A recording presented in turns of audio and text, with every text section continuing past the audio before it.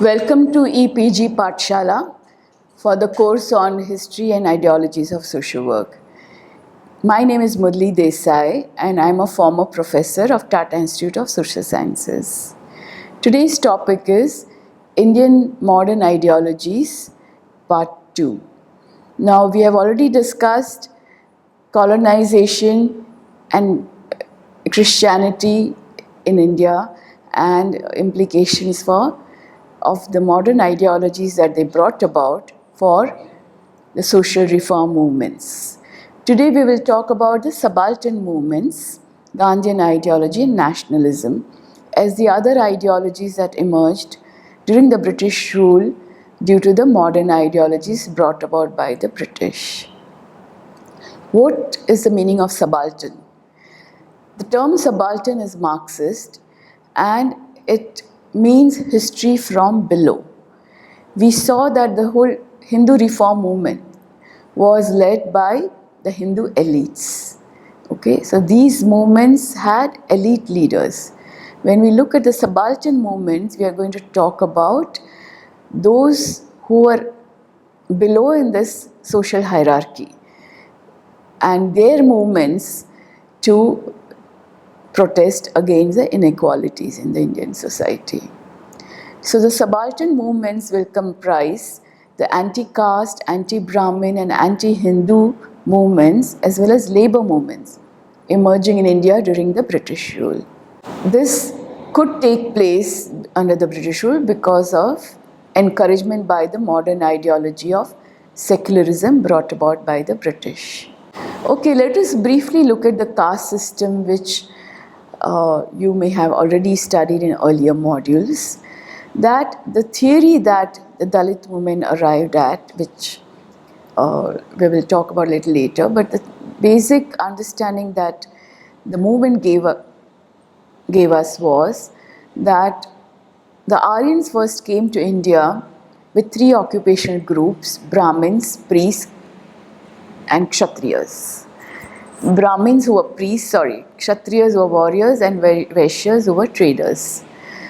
The heredity of occupation was not a recognized principle at that point of time. The darker color of the native inhabitants of India, whom they conquered, seems to have been the cause of the development of the system of Varna. Varna system is the word used for the caste system, and Varna means color.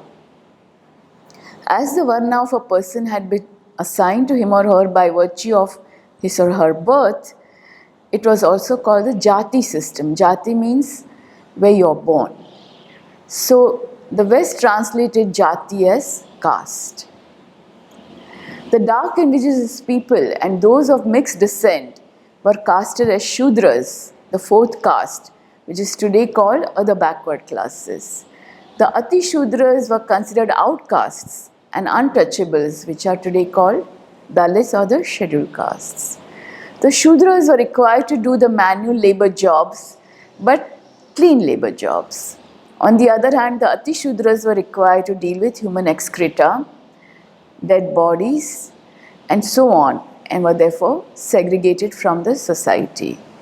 For centuries, the untouchables were not allowed to enter the villages during the daytime or use public utilities such as roads, wells, tanks, and so on. They were also denied the right to education, of owning land, wearing jewelry, and so on.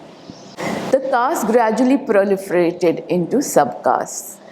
While the subcaste became a source of identity and kinship sense, which supported individuals and families, casteism justified hierarchy based on natural inferiority of a large number of communities. Sufferings of the lower caste were usually explained by their karmas in this life or the previous lives and not outside the individuals. No doubt arose about social justice in the social arrangement as though it was God-given. Now in this concept, let us look at the Dalit movement. What is the meaning of the word Dalit? According to Dr. B.R. Ambedkar, Dalithood is a kind of life condition that characterizes the exploitation suppression and marginalization of Dalit people by the social, economic, cultural and political domination of the upper caste, Brahminical ideology. The Dalit Panther, a neo-Buddhist organization in Bombay, defines the term Dalit to cover all the lower castes, tribal people, toiling classes and women.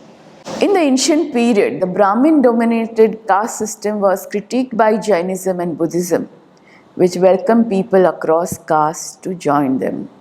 During the Muslim rule in the medieval period, many untouchables and low caste people embraced Islam, partly to avoid persecution and partly in search of better status and fortunes. However, Dalit movement per se took place only during the British rule, because the British did many good things for the Dalits. They introduced a modern legal system which disowned caste as a basis for law and opened up education and employment opportunities for them in European families, mills and factories and so on. The colonial state thus became an enabler and catalyst for the Dalit movement.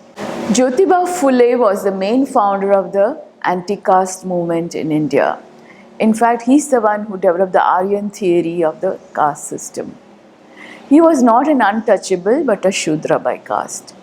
He attacked the Hindu reform movements as elite efforts designed to establish upper caste hegemony.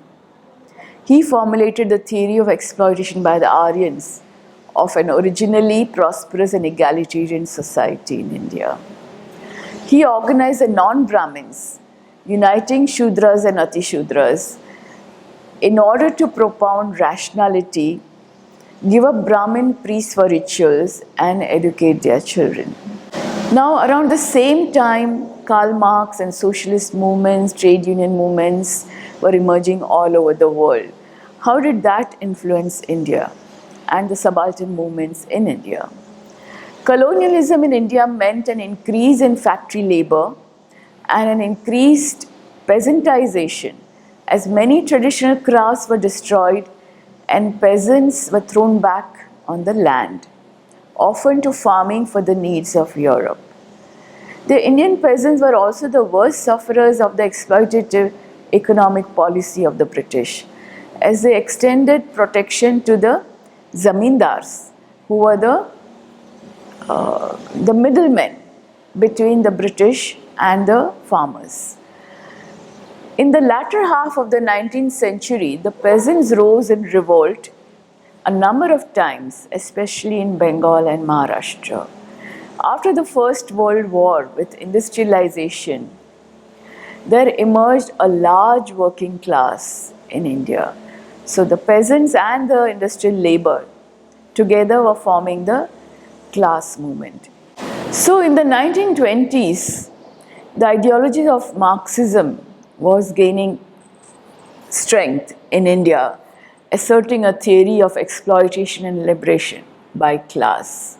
It was rapidly picked up by a group of young, educated and mostly upper caste radical nationalists searching for a mass base of the movement and eventually founding new communist and socialist parties.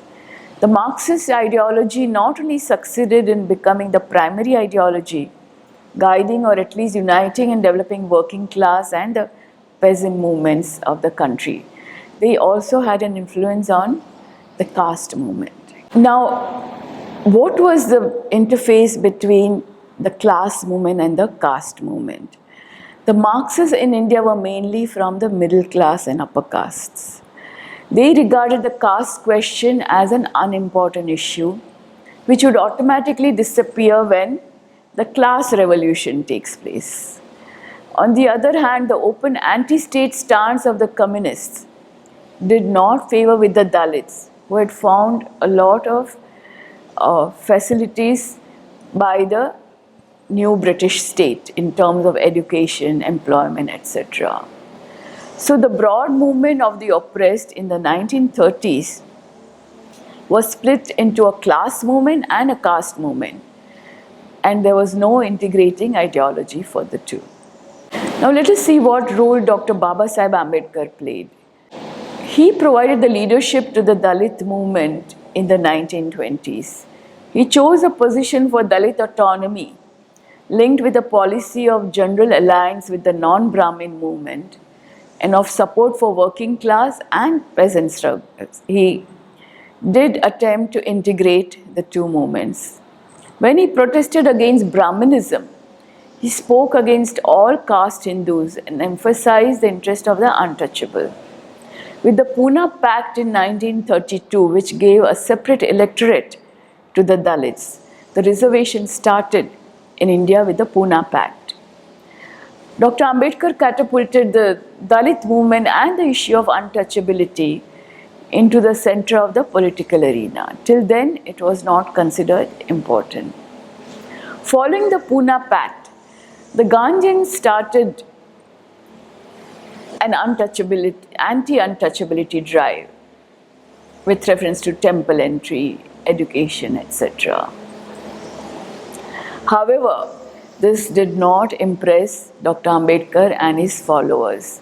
In fact, during this time, history shows constant confrontation between the Gandhians and the Ambedkarites. Dr. Ambedkar and his followers turned to a clear rejection of Hinduism, which was expressed in the announcement of conversion to Buddhism in 1935. He also started an independent Labour Party in 1936, the ILP.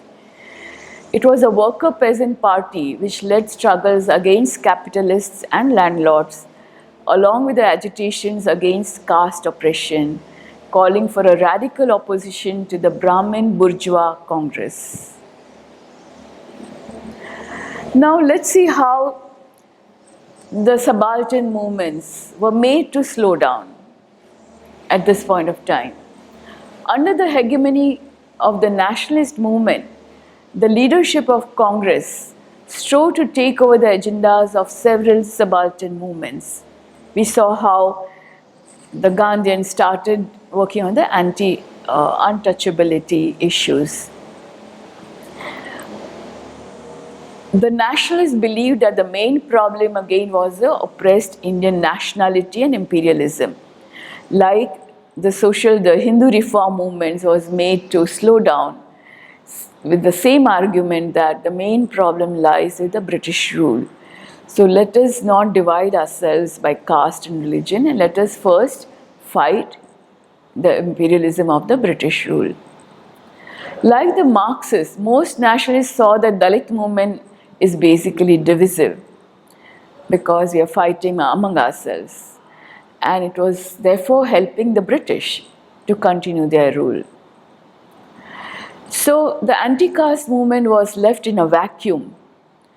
One, the failure of Marxism in India to support the anti-caste movement, and two, the failure of Gandhians to go beyond a spiritualistic and Hinduistic interpretation of decentralized and village-based development.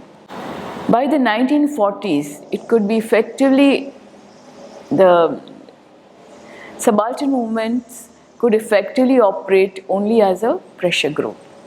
Let us now see what is the ideology that was propounded by Mahatma Gandhi in India.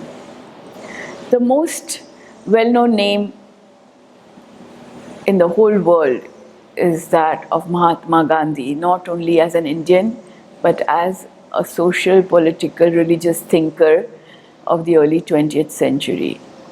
He was concerned about the need for change in social, religious, economic, as well as political structures that victimize people, especially the Dalits, women, rural, the tribal, and laborers. Mahatma Gandhi's ideal society comprised of the following: limitation of wants, satisfying the basic needs of all, acceptance of voluntary poverty, emphasis on quality rather than quantity, to be rather than to have, strict adherence to values, close relationship between means and ends, and so on. The 11 vows taken by Mahatma Gandhi were Satya, Ahimsa, Brahmacharya, Asteya, Aparigraha, Aswad, Abhay, Aprishyata Nivaran, Sharir Shram, Swadeshi, and Sarvadharma Sambhav. His ideals for a society and personal values, there's so much in each one of them that this module will probably be only touching the surface of it. Non-violence, because that's the ideology by which Gandhiji is most known. What does that mean? To translate, non-violence means ahimsa, and which means hurting others, not hurting others. But he went beyond that. His interpretation of ahimsa or non-violence was not only not hurting other living beings, but also to not get angry or wish harm to them, to act lovingly even when the other has harmed you. By gentleness, they get offenders to repent their deed and change the course of their life. He brought about conversion through his non-violent approach. Satyagraha is the method that he used for political confrontation with the British. Again, something that was used for the first time all over the world. Non-violence for Gandhiji was not a passive resignation, but an active force of Satyagraha, which means the force of truth, a moral opposition to immoralities. The ideology of Satyagraha empowers the common people to fight injustice as it increases their moral strength and makes them fearless. They face the consequences of their opposition with equanimity, and it is this suffering that awakens the conscience of the oppressor. The Satyagrahis do not harbor any ill feelings and fear, but have love and compassion towards the oppressor. This makes the oppressor realize the truth, and truth ultimately triumphs. Gandhiji used his method to challenge all the injustices carried out by the British in India, for which we have several examples. Now let's see what Gandhiji's vision of development looked like. He was against industrialization, as he found it depends entirely on exploitation of natural resources and exploitation of labor. With reference to the natural resources, he had said that there was enough for everyone's need, but not for everyone's greed. You see this theory being strongly propounded by the environmental movement today. In place of a top-down and trickle-down theory of development, Gandhi's concept of constructive program worked bottom-up and relied on grassroots support and sustenance. You see the reflection of this in today's participatory approach to development. His notion of rural development was constructing Gram Swarajya, that is self-supporting, self-governing and self-reliant village communities, which would replace Rajniti by Lokniti. For him, self-governance was more important for India than freedom from the British, unlike the other nationalists who kept saying that freedom from the British was more important and then we will handle our own problems later on.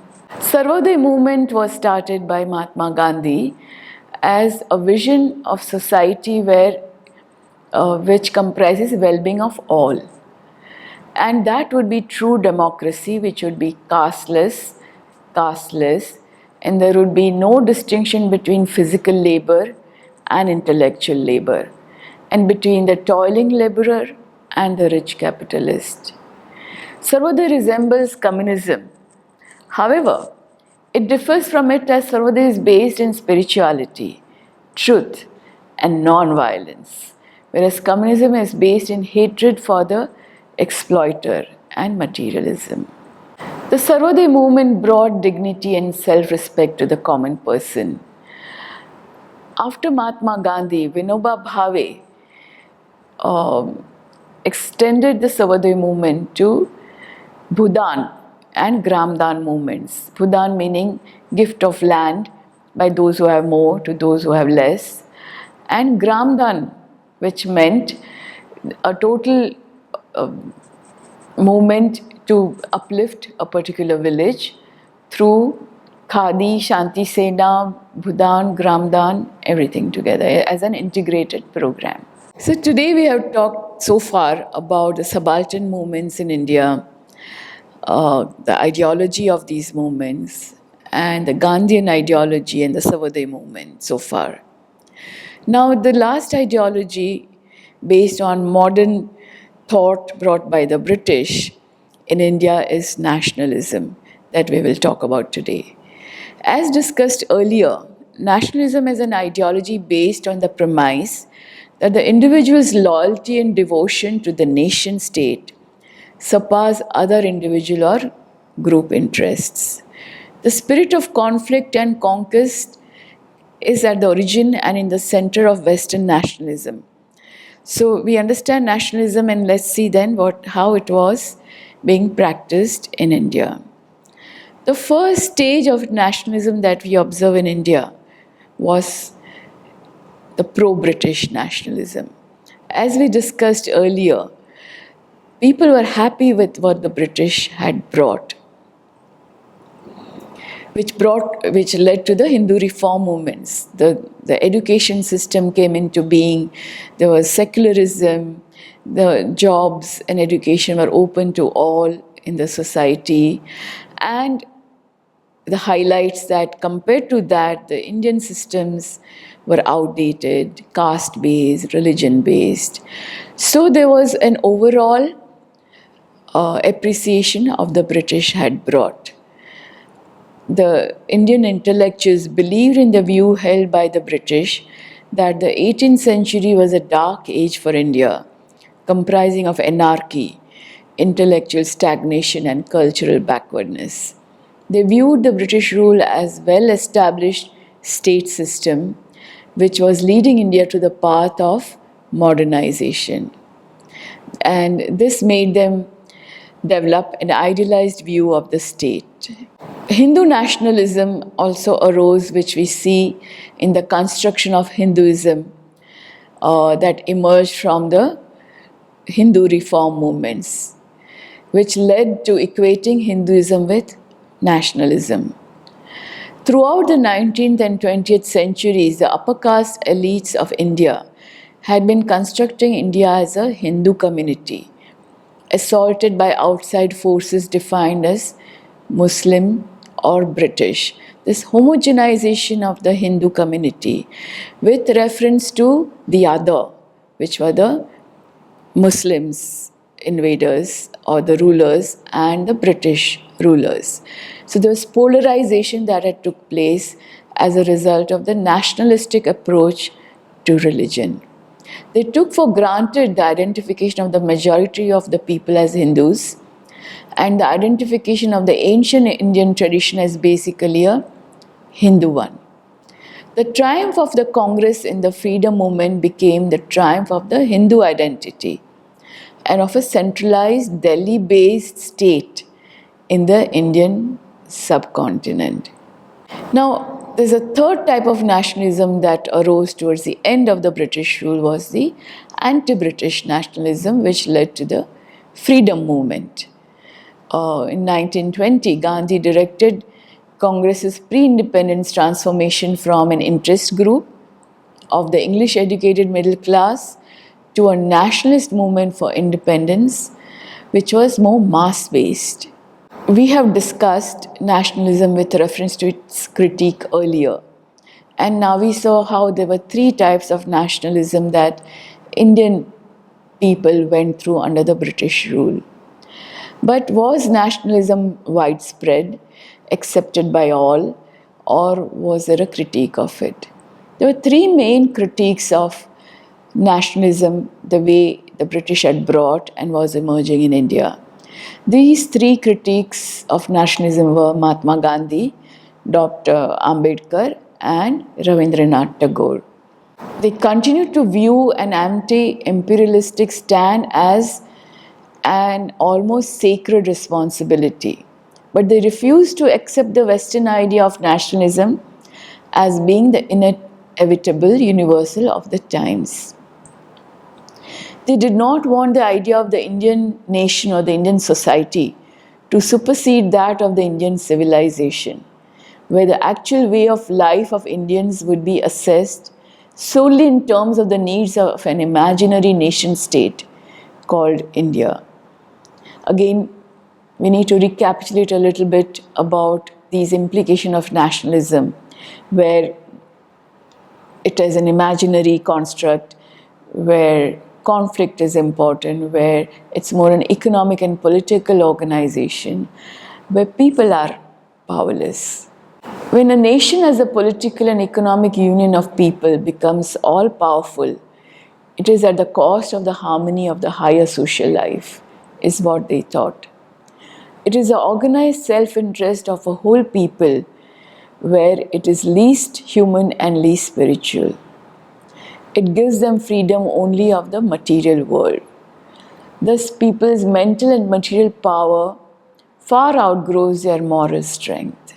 To summarize, in this module, we reviewed the subaltern movements comprising the anti-caste, anti-Brahmin and anti-Hindu movements and the labor movements that emerged in India during the British rule as a result of influence of the ideology of secularism.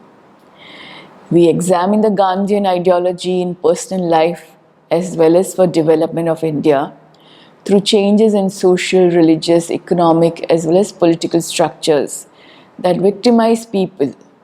We also saw what he preached and practiced through the Sarvodaya movement in India. Finally, we reviewed the ideology of nationalism in India in three phases: pro-British nationalism, Hindu nationalism and anti-British nationalism, which finally led to the freedom movement of India. Thank you very much.